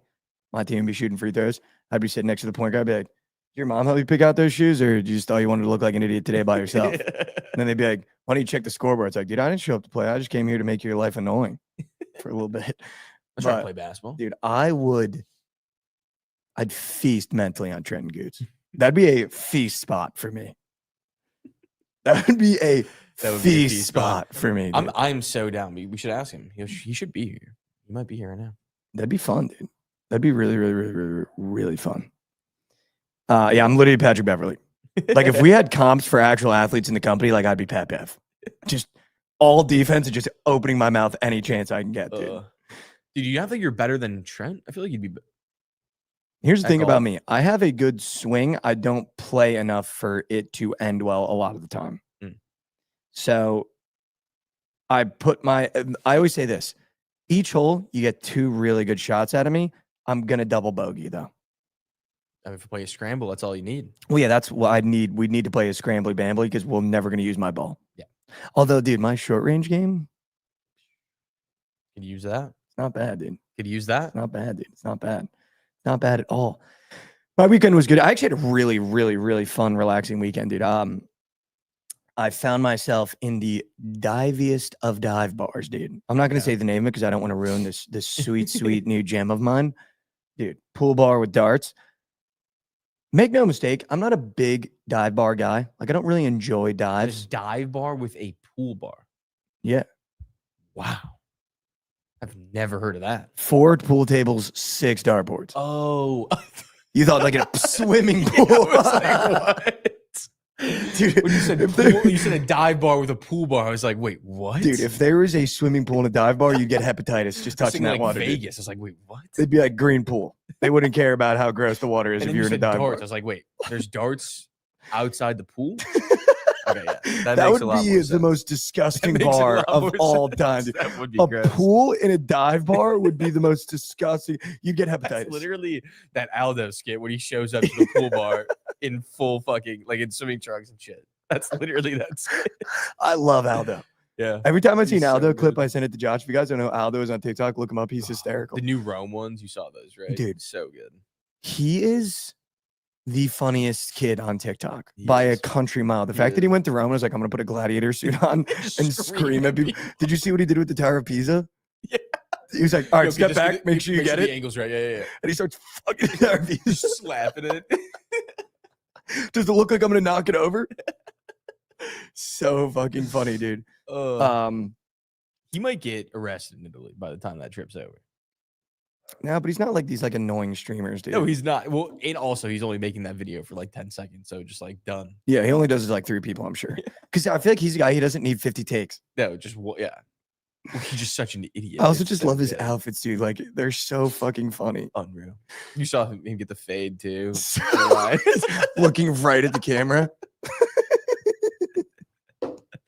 Oh, it's unreal. Aldo makes me people forget Josh I stayed up till 3 a.m. watching after Aldo the pep. compilations in Was Vegas. it before the pep? I think that was before the pep. Josh and I It stayed up. was. Josh I stayed up till 2 a.m. watching Aldo compilations, drunk as fucking Vegas, then went to the pep. Yeah, that is actually what happened. I think because I was like, I'm kind of hungry. I'm gonna go get some pizza. Crypto invited us to Bull Valley. Do you know what that is? No. I guess it's a top 50 course. Would be sick to play some golf, have some brews. I'd be Yeah, so make no down. mistake. My goal when I I've never play played golf that. is to get fucked up. But if we did it for a video, I wouldn't drink. So I don't want to lose your money. $50. Well, we'd have to do more than that for a YouTube video. We can't just do 50s. Yeah, I mean, So I wouldn't want to lose your money. But dude, Jarvis, you can drink all you want. Jarvis, increase the jiggliness. Have you seen that guy? That guy's starting to get big up too. I love him too. I have He not. puts the Apple goggles on and he just walks around his living room going, Jarvis, make her 5'4" and Latina. And it's like so funny, dude. It's so good. But I discovered this dive, Josh. Mhm. Well, I didn't discover it. The people I was with knew about it. And I'm not a big dive bar guy, but it is my sweet, sweet jam now.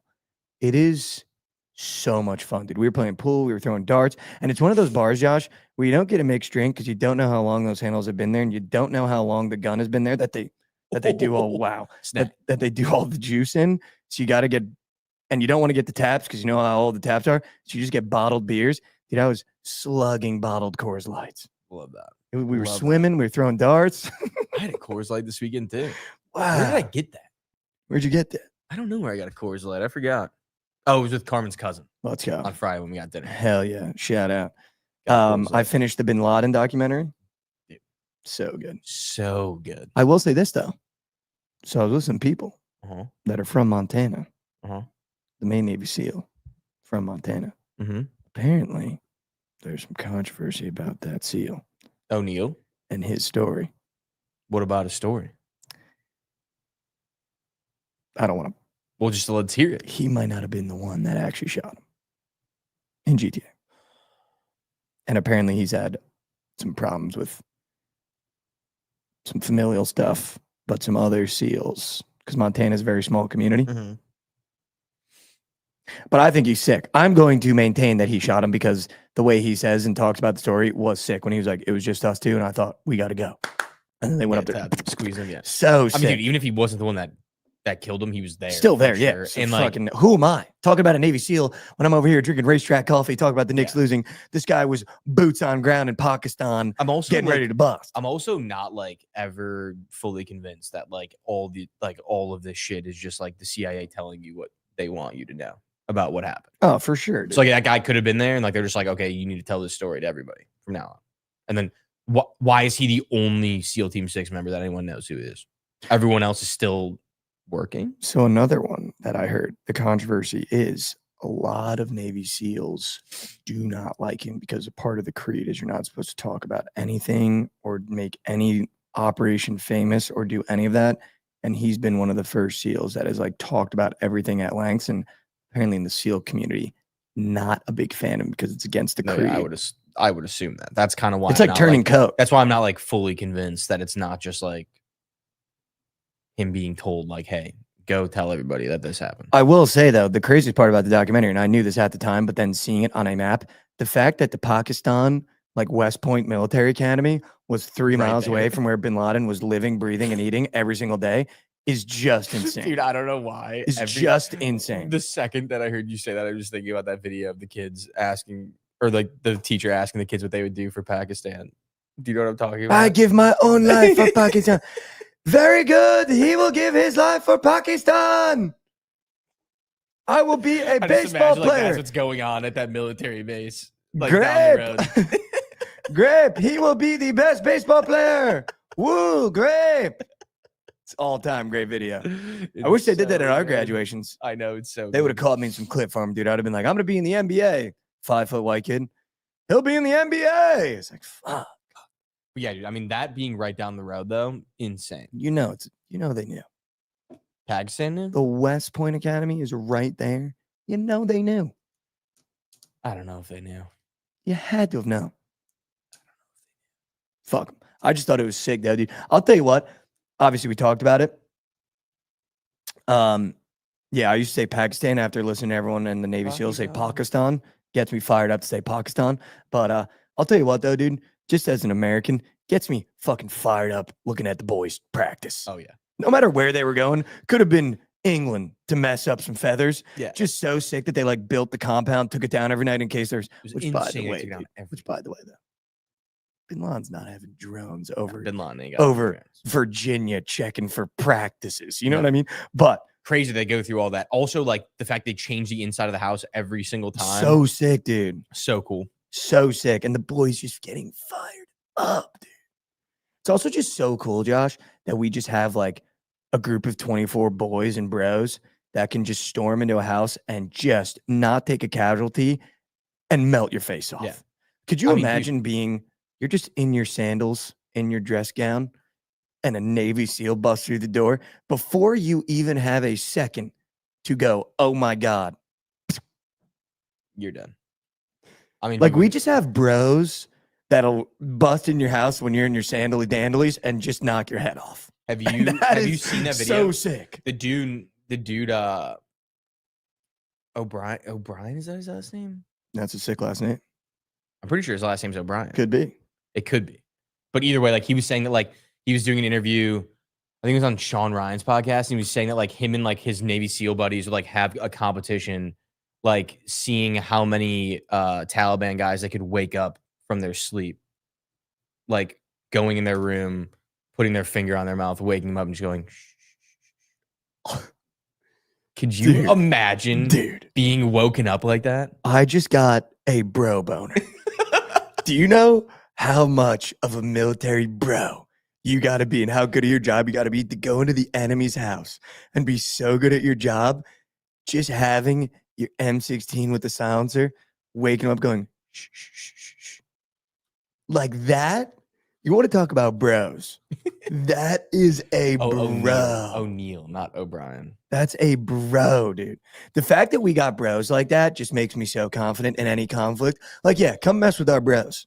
We Yeah, go they're- bro on bro with anyone in the world. We are murking. Like our bros are so much better than everyone else's bros. When you hear stories like that, that's just insane to me. It's awesome. I'm trying to find the video. God, our bros are sick. So sick. Our bros are sick. I'm all in on our bros. That's such a sick story. Shh. Is this it? You wake up pissing yourself. wake up pissing yourself. But yeah, dude. I mean, the other guy, John McPhee, I showed you that video of him the other day, or like a couple weeks ago. He was saying that like there was a battle. It was like the Battle of Tora Bora. It was him and two other guys. And he said they stopped counting how many guys they killed after 100. He said it was over 300 people in 3 days. 3 people. And I know we, people. And I know in we the talked American about Army killed 300 people. And I know we talked about it too. That's like insane, by the way. 300 against the fact that we got 3 against 100 and It's you're getting insane. mowed. It's just insane. It's like, yeah, just stop counting after 100. That's a lot of death, though. So to those families. I will say though, Josh, I think it's funny when you hear those stories about our bros and then go, Russia thought they were going to roll through Ukraine because they had 50,000 more people than Ukraine. And now they're having peace talks because the Ukraine bombed one of their airfields and Russia was like, all right, whoa, just a five. Whoa. I don't know if you saw that this weekend. Russia and Ukraine finally met for peace talks because I guess the Ukrainian resolve of their bros is something to be talked about. What do you Russia mean? with pure manpower numbers should have probably just rolled through them, but because they were using tanks from 2008 and MREs from 1950, the Ukrainians with obviously all of everyone else's money I and was weapons. gonna say they also got some help. Yeah, No, they had some help. They A had some little help. bit. They had some help. But just when you go stat for stat, but I'm pretty sure I read an article this morning that they finally are having peace talks. Which, thank God. Like, let's just stop the fighting. Yeah, All because I of agree. Russia. Which, by the way, you've got 80% of the world's land in one area. Why do you need more? Like, you don't need Yeah. more land.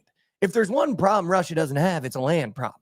Yeah. Also, at the same time, like, if you're Ukraine, though, it's like, are you really gonna fight for fucking Crimea that much? It's like if someone wants Hawaii, I'd just give them it. Whoa, we got to go to war for the If someone Hawaiian were to attack the bros. mainland, if the result was attack the mainland or give someone Hawaii, I'd give up Hawaii. Dude, we got to I'm defend the sorry. Hawaiian bros. I'm sorry, I'd do it. No, dude. No, dude. I'd do it. No, dude. I'm handing up. I would defend the Hawaiian bros. We have to defend Well, I'm not the saying Hawaiian like bros. I'm not sending like the Hawaiians off to like get slaughtered or anything. But I'm they saying, like, might. I'm saying if the situation was that like Japan wanted Hawaii back, like No, dude. Japan can't have Hawaii back. Dude, we will remind them of the pearl. we will they try- remind them. If of they the try to take pearl. Hawaii back, I got news for you. The I don't know, I bros just- are I reminding them of wouldn't- the pearl. If it was If guaranteed, there's one country that guaranteed- knows, if if there's it was, one country that if it was knows. guaranteed that 100,000 people in my country would die, I'd give it up. I'd give it up. If there's one country that knows about the bros, it's fucking Japan.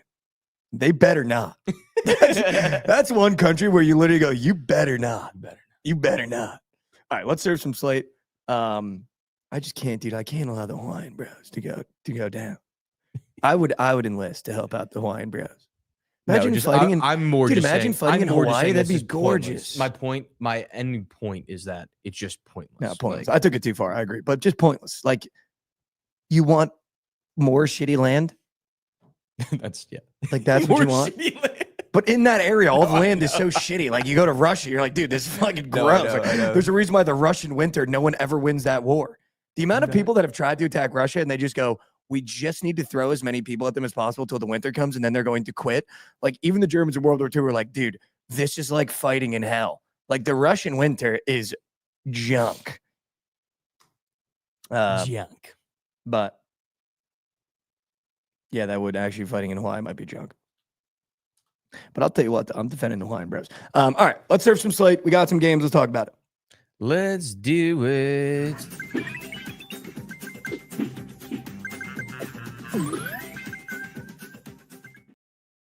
All right, welcome back to Slate Service Party Show. We serve slate, give you some prize picks and picks to lock in today. Obviously, Josh, as we get into the baseball season, it's going to be very, very dry. So just keeping that in mind. There's only 6 games on today. I only have 2 plays that I really, really like. I struggled to find a POD today. The 2 that I really like today, tell me why. One, I feel like I have to take the Tigers minus 1.5. Like, it's the hot team, but it's paying juice for 1.5. So it's not one of my officials that I'm giving out of the 2 that I really like. But I just find it hard to, especially not take the hottest team in the MLB against the White Sox. The White Sox just got swept by the Orioles, and the Orioles are a bottom 3 They're org also in the the White Sox. MLB. The 2 plays that I do really like, though, I think the A's can get one over Joe Ryan and the Twins at home. I really Okay. do. Okay. I'm not just saying that to say that. One, we They really could. need it. One, They we need really it. need it. You need it so bad. 2, we're back in the AAA state. 3, boy. I don't really trust the Twins and Joe Ryan because we have our ace, Luis, on the bump. And Luis isn't great, but I think this Twins team doesn't really scare me that much. I do like taking a shot at the Athletics plus 140 today. Okay.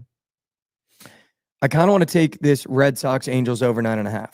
I think the Angels bats have been absurd lately. And I'm not going to try to give you guys sell jobs like I know what I'm talking about when it comes to baseball because I don't, but I'm going to try. I'm just going to take this over. It reeks of an over. Okay. I got a gross play as well. What do you like? Onto the Marlins minus 1.5. I like plus that too. 110. I mean, like that too. Herman Marquez is actual Jansen. Also, why the fuck are the Marlins minus 200 against literally anybody? The A's are 1-18 in the last 19. But yeah, I'll take that. I love that. I also love the under in the Giants Padres game. Kolek and Webb, 7.5 total. Feel like the Giants are just an under team in gen. That reeks. Also, Also, how do you not take the Dodgers Mets over? I was just gonna say that as well. I love that. POD, I'm going to go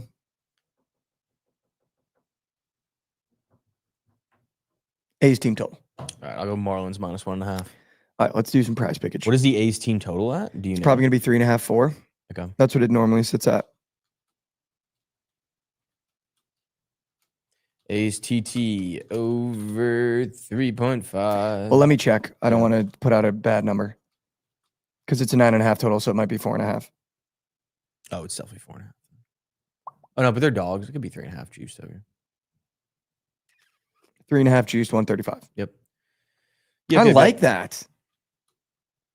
I that really too. like that. Obviously, it's my POD, but I really like that. Yeah, Chew, I see that we're facing School. Pumped. I'm pumped. Also, just want to throw this out there too. I do want to start getting more dialed in on potential NFL futures, college football futures as we get going. I would be so Slate down. servers might have some more future talk as well. So hopefully chat doesn't mind that. We also will talk WNBA. We will do all that stuff too. Don't worry about it. In about a week. Don't worry about it. In about a week, we'll start talking about it again. Yeah, for sure. Yeah, in about a week when Caitlin Clark comes back, we'll start telling you shut the fuck up. Yeah. All right, prize picks. I do have some squares that I liked in these baseball games. Okay. I got to be honest with you though. Mhm. Got to be honest with you. I'm just not a great baseball wagerer on prize picks. But Okay. when I looked at really all I try to do is I try to BTL it. I try to look at really weird squares. And that's some all I gross try to ones. do because I don't know ball enough to be like, this is really what I like in this game. Yeah. I like Tyler Stevenson more than 1.5 hits runs RBIs. Hasn't hit in the last 2. He's up for normal. On the Reds, I like Friedel for the same reason. Hits runs RBIs on the Reds. There's a lot of hits runs RBIs that I like when it comes to weird squares. But my favorite is definitely Tyler Stevenson, I believe. Tyler Stevenson on the Reds is one that I have down. I also, because I like this Angels game, I don't hate Jorge Soler, hits, runs, RBIs. He hasn't had a hit, run, or an RBI in the last 2. He's moose. And he's up for 1.5 normal, though. And Okay, I feel like that. they're I good like at that. doing... That is true. They do that. They're good at that. And I feel like they're good at doing demons and goblins when it comes to They those are. kind of guys. They are. So that was one that I really don't hate. The other one that I don't hate in that game, too, because I like that over, is that Christian Campbell kid, 1.5 hits, runs, RBIs. His bat's kind of gotten cold, but he's up for normal. So... Okay. Those are the 2 that I really like, or the 3 that I really like. Tell me where you're at. And let's go from there. I really only have one today. They're 2 squares, same guy. So we can kind of pick which one we want to do. But Okay. Max Mayer, dude, this guy, I want to take his fantasy or his strikeouts. Okay. His fantasy is 36.5. Last game, he had -2. The game before, 31, 33, 19, and 0. No shit. He's up for 36.5 against the Moose Shit Rockies. So let's take his more than there. Or we could take his strikeouts. I would prefer to take fantasy. Let's do because I fantasy. feel like he has a good start. Let's do fantasy. I really like that fantasy. Let's do it. I'm going to put it with... Is Jorge Soler too gross? Would you rather Christian Campbell? Those are the 2 I'm between because I like like the over in Soler. that game. I like Okay. Soler. All right. I'm a fan. Dude, he's up for 1.5 hits, runs, RBIs, and 4.5 fantasy. I guess he doesn't like. He's not like a threat to steal or anything, but Do you not like that one? it's like the same thing. I think it's essentially the same thing. 4.5. I'm pretty sure because like what a hit is 3 and a run is 2. I think so. So yeah, that's 5. So that's what it is essentially. It's the same thing. What I wouldn't even hate. Should we take the fantasy or no? are you thinking? I'm thinking just like in case like we get like a walk or something. Like No, I it's- could be... I'm it's- being It's serious. essentially the same thing. You know what I mean? I could be convinced either way, dude. Do you know what I'm saying though? Like if he gets a hit and a run, that hits the fantasy, I'm pretty sure. But if we get a walk, that can like help us a little bit. It gives us a Yeah, little do you want to take cushion. it? Do you want to take his fantasy? I kind of like that. I All feel like right, that might let's just do be a 2 little... Yeah, I don't hate that too. I don't hate that either. All right, so Max Meyer fantasies. Or Meyer. Wow, I mean his strikeouts could be dog. I That's know fucking it could crazy. be, yeah. But I like the fantasy score way better. Yeah. And then Soler fantasies. Yeah, I like that. I really like that. Let me double check that I'm saying that right. Chad, what do you think? Yeah, singles 3. So yeah, I mean like if he gets a single and a run or an RBI, like all that shit just adds up to 5. So that would be like that'd be 2 hits, I like it. RBIs, and then if you just get the walk, that helps. I like It's it. just like essentially insurance. No, I like it. I like the walk insurance. Yeah. All right, he I doesn't really like fucking this walk, 2-piece, but- dude. I really like this 2-piece. I do too. I do. As Max well. Mayer fantasy and Jorge Soler fantasy, just weird squares. If you guys are down to get gross with us. It's 207, 2 points. If you guys are down to get gross. If you guys It's are down kind to of get gross. silly of them to have that up there. I'm not going to Is it lie. walk 1 or 2? 2. It's kind of dumb of them to have that up there. But they probably assume he's not going to get walked because he's moose shit. So you're just saying the hits runs only way RBIs. that could hurt you is if you get a run and an RBI and no hits. But I don't know how you get an RBI. I guess a sack fly. That'd be the only way that you could get fucked. But now that's going to happen. That's literally like in the Bin Laden sack fly and walk. Well, then if he walks, but like if he gets a run, he has to get on base somehow. Dude, that is literally the Bin Laden documentary when the guy was like, what if the chopper goes down? It's like, I can't believe you just said that. No, but I think No, I don't think that's possible though, because if he gets a run, he has to be on base somehow. And if he gets on base, it's either a walk or a hit by pitch. Or that's true whatever. too. So he's getting points no matter what. That is true too. So yeah. I do, Josh, want to challenge us as well. I want us to get into the MLS. Okay. I can get in the MLS, dude. I know some people in the league. That's the only reason why I can get into it. I'm in. I think we should pick a team and rep them. I don't want to do the Red Bulls, even though they're New York. Can we rep Chicago? You want to do the Fire? I mean, they're a bad team. So like we can get on early. I can always buy in on bad programs. I I can always put more bad programs on my list. You can buy We in do on play one of the DC worst. United Saturday. Plus 130, plus 155. Okay. I'm not getting on an FC Dallas. That stadium is moose No, shit. no, Team's no, no. moose shit. The one striker we watched, moose shit. He's actually one of the worst players I've ever seen in my But he just entire plays life. American ball. He does bump and play run. American ball, yeah. Bump and run. Plays high bump school and run. American ball. Yeah, literally. All right. That's the 2-piece today. What's your POD? My POD is the Marlins -1 and a Over the day, the Angels game. Is that okay? sure. I like Over that. the game, over the day, Angels game. The 2-piece Prize Picks lineup. Max Meyer, fantasy, pitcher for the Marlins, and Jorge Soler, fantasy, batter for the Angels. That might be Chet. Dude, That might be Chet. that feels. There are not many Prize Picks lineups that feel as good as that one feels. That's like like how you used to say like like when you place a bet and you just know it's hitting. Yes, That kind of feels like that. I agree. Do you think because now that we've said this, it's definitely not hitting? No. I No. agree. I agree. Anything else that you'd like to talk about, Josh, before we wrap up here? Nothing for me other than the fact that the Cubs are in first place in the NL. So I want you guys to know about that. I want you to know that. Best record in the NL. Oh, World Oh. Series inbound. But yeah, oh. we'll be. Have a great week, everyone. And let's go Marlins today.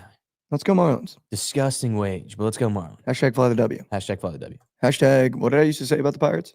Race the jolly. But I would Or say hang the something else. jolly. Hang the jolly. Hashtag hang the jolly. All right, chat. Welcome back to the end of the episode. We do a little bit of Mikey Core. I have something prepared for you today. As you guys know, I have read Marcus Aurelius's book, which is just so phenomenal. I suggest you guys read it. It's not technically a book. It's his journals that they've put into a book. He didn't know it was going to be a book. And I just, I've read it 2 times now all the way through.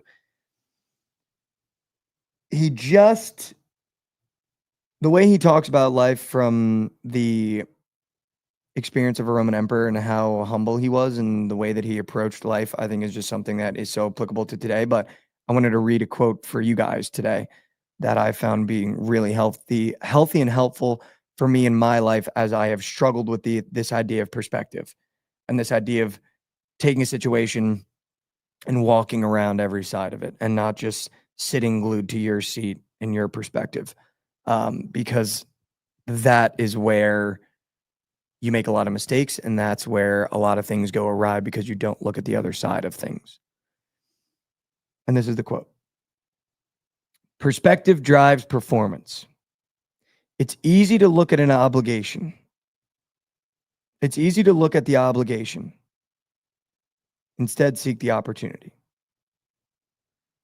And I think a lot of the times we wake up in the morning and we go, I'm obligated to work today. I have to go to work today. Also, I try to treat these Mikey cores like when you go to church and they read a part of the Bible and then they break it down for you in their own words. That's what I'm trying to do with my quotes, and hopefully it does help. But I think this idea of we wake up every day with obligations. I have to take my kids to school. I have to go to work today. I have to go to the dentist today. I have to do this today. I have to do that today. And I think what this quote is saying is, instead of looking at it as an obligation, look at every opportunity in your life as what it is, an opportunity. You have to go to work today. Maybe you have a really difficult project and you go, God, I'm obligated to work on this project. I don't want to work on this project. But instead, seek the opportunity of what this project might bring you. Don't look at an obstacle as an obstacle. Treat the obstacle as an opportunity to get better.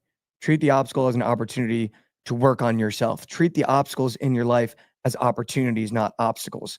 And I think when you start changing and altering your perspective of seeking the obstacles and seeking them as opportunities and not looking at them as, this is going to be really difficult, I really don't want to do this, shift that perspective into going, how am I going to attack this difficult thing that's going on in my life? How am I going to attack this obstacle in work that has been driving me crazy?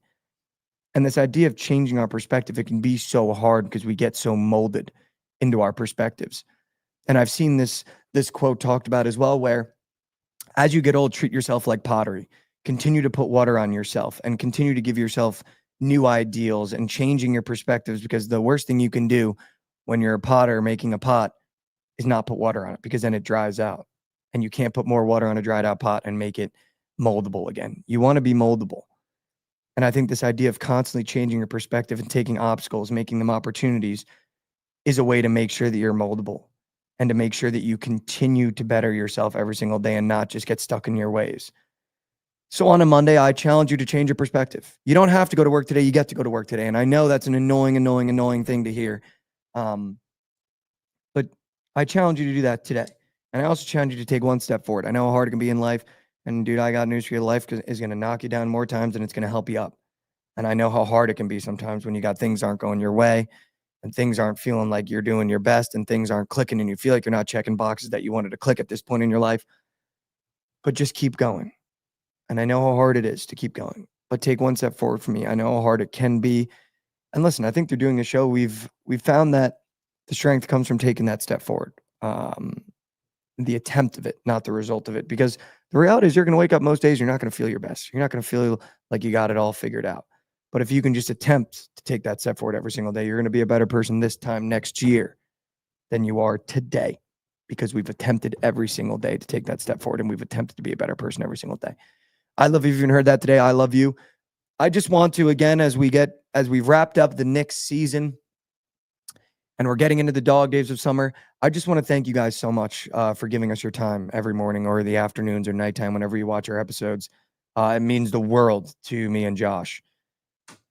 We know you guys have everyday life. You've got real jobs, real commitments, real problems going on in your life. And the fact that you're willing to spend an hour and 45 minutes, an hour and a half with Josh and I every single morning and stay with us through every single conversation and be in the chat every single day and support us in what we're doing. I cannot thank you guys enough, because I know how valuable someone's time is. It's the only thing you don't get back in this life. So we appreciate that you guys have spent your time with us, and it means more than you'll know. So thank you guys so much. Share the show with a friend today. I feel like we had a great episode. If your friends are getting into podcasts or they like sports or just are looking for something, don't be afraid to share the show with a friend in a group chat today and say, dude, I found these guys on the internet. They're pretty funny. Give them a look. And if they give you feedback on us, even better, send us your feedback. I would love to know the feedback from a virgin eye watching our show with virgin eyes that have never seen us before, never heard us talk before. So send it to a friend. Appreciate you guys as always. Have a great Monday. Love you guys so much. We'll see you here tomorrow.